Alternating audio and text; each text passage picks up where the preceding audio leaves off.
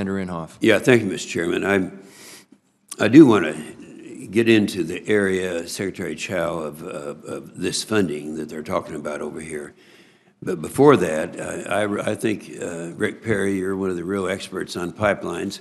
I heard what you said about the Corpus, what's going on down there, and the same thing is happening down at Brownsville. I'm very familiar with that Port of Brownsville and what's going on down there. But when you look at the problems that we have in terms of pipelines, according to a 2013 report, we're going to need $890 billion in energy infrastructure investment through 2025. A lot of that would be through, of course, the pipeline restructuring and improvements. The impediment to more energy infrastructure is existing government regulations and red tape dragging out the completion of needed projects. Now, I don't think this, I know this.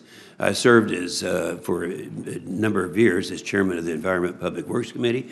One of the real successes that we had there was doing away with a lot of the regulations and streamlining things. And I have to give credit to my fellow senator, Barbara Boxer. You know, she's a real liberal and a real conservative. We all agreed on this and agreed to make changes. Now, it's right, we need to do more. But I just want to cover this one thing on pipelines. You and I are from very good oil estates, natural gas producers and all of that. When I go home and I tell people in my state of Oklahoma that that Boston is actually importing natural gas from Russia, you know, how do you explain that? Well, I explain it. We don't have the pipeline structure to have that. You want to tell us a little bit about you know, what we can address with that briefly, and you know, good answer to the question that they asked me. I'll be as brief as I can. You covered a lot of watershed there. I want to address, if I could, Senator Duckworth had asked a question, I think Senator Peters as well, and others, about, you know, how do you pay for this? And I, as a governor, and I think Sonny can back this up as well,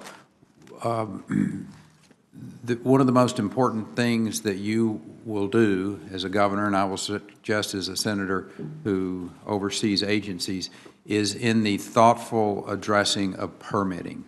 And permitting and regulations, I will suggest to you, affect the bottom line even more than taxes do. The idea that somehow or another, you know, this is all about, you know, how are we going to pay for this, what taxes are we going to raise? I mean, that's a good and a thoughtful conversation to have. But what can we do right now before we ever address this issue of how you're going to pay for something is what are all of the costs that get associated? And slowing down the process.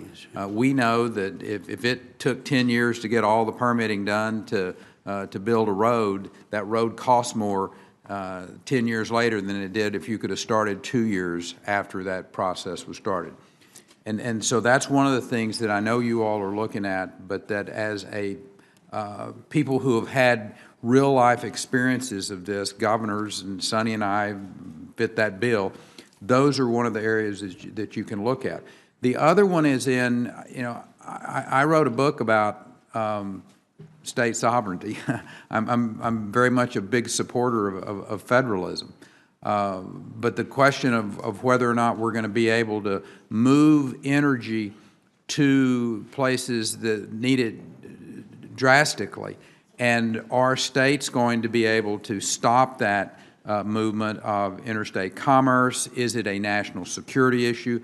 I think that's a discussion that we need to have at the national level with our partners in the states, so that we're able to get that energy to places like the Northeast. The idea, I'm like you, I'm stunned that there's Russian molecules sitting in a tanker in Boston Harbor when we are prolific producers of gas in the Marcellus, the Utica, that in Pennsylvania, for instance. Yeah.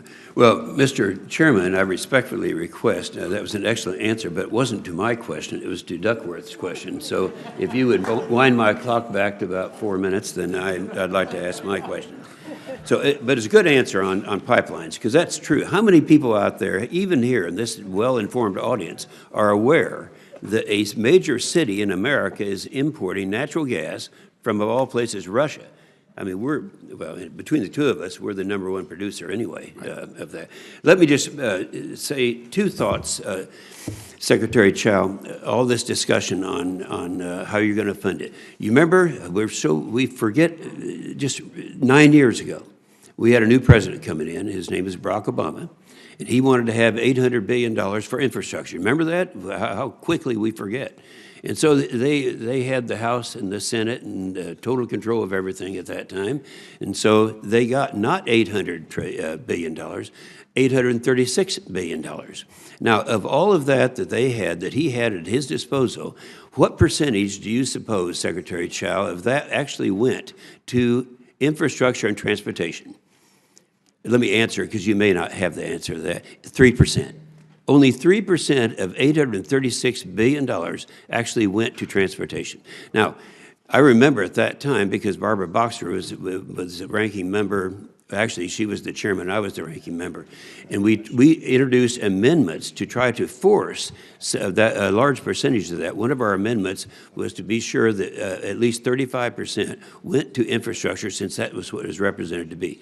But it wasn't. Second thing I want to say, and this is something I know I'll get criticized for, but it's a fact. And by the way, I say to my friends over on the other side, this was a Democrat idea. This came in 1962 when we had Kennedy as the President of the United States.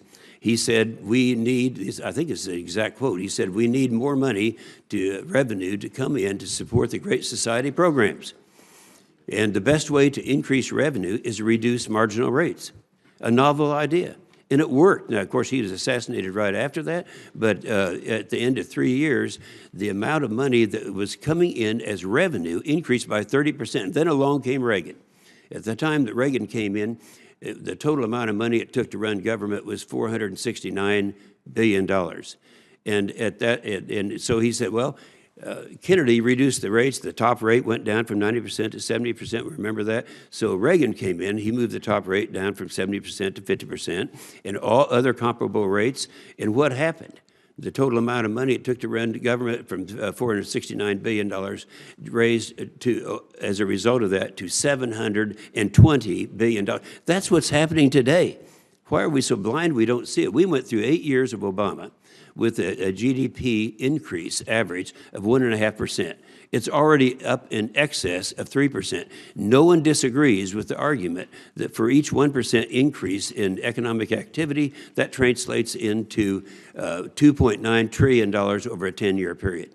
So if you're really looking to see what's going to happen, keep those two things in mind. We were able to come up with that amount of money back at a time when it never was put into infrastructure as it was designed to be put in. And at the same time, we now have, it's hard to say to put an amount right now on it, but we do know that the increase in the EGP is a reality, and it happens.